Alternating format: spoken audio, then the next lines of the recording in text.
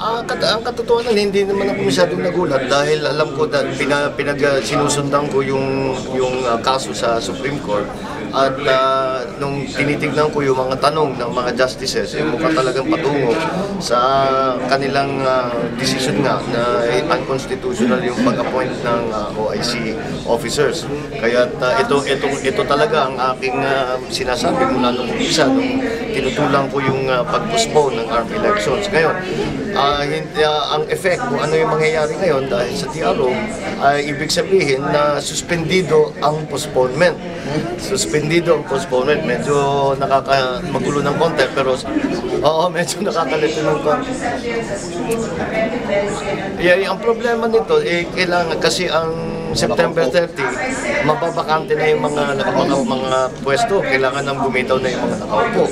Kaya paano gagawin ngayon? Dapat ang COMELEC, pinangako naman ng COMELEC sa atin na tuloy-tuloy ang kanilang paghanda dito sa eleksyon nito. Pero nung sa mga budget hearing, sinabi naman nila na kailangan daw nila ng 6 na buwan para makapaghanda. Sa ngayon, pinagmamasdan pa natin kung ano pa ang magiging effect nito. So I think ang COMELEC should now go full blast in preparing for the elections. So dapat magmadali sila na paghandaan na nila.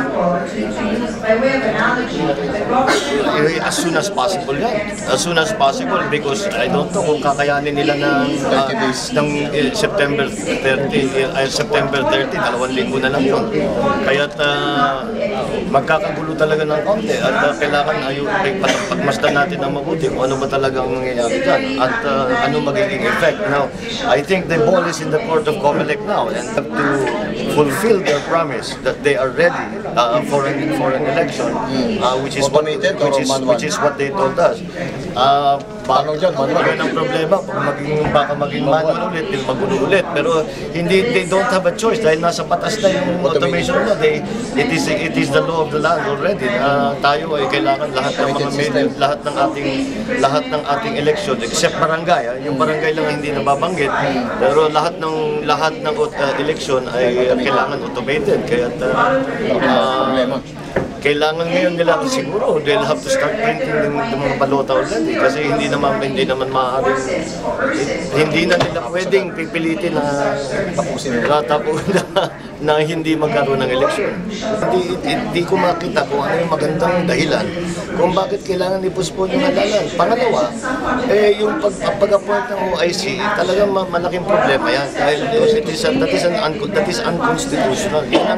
Yun sa aming usapan dito sa Senado, yun ang lagi kong paulit-ulit na sinasabi na kung hindi pwedeng mag-appoint at sa aming pananaw hindi pwedeng mag-appoint, pareho ngayon ng Supreme Court sila sumasang-ayon sa aking mga sinasabi noon na hindi nga pwedeng mag-appoint dahil these are elective positions. Ngayon, kung hindi kayo pwedeng mag-appoint, kailangan maghalalan. Dapat talaga yan ang kanilang tatrabahuhin ngayon dahil kung hindi makapag-appoint, kailangan magkahalalan.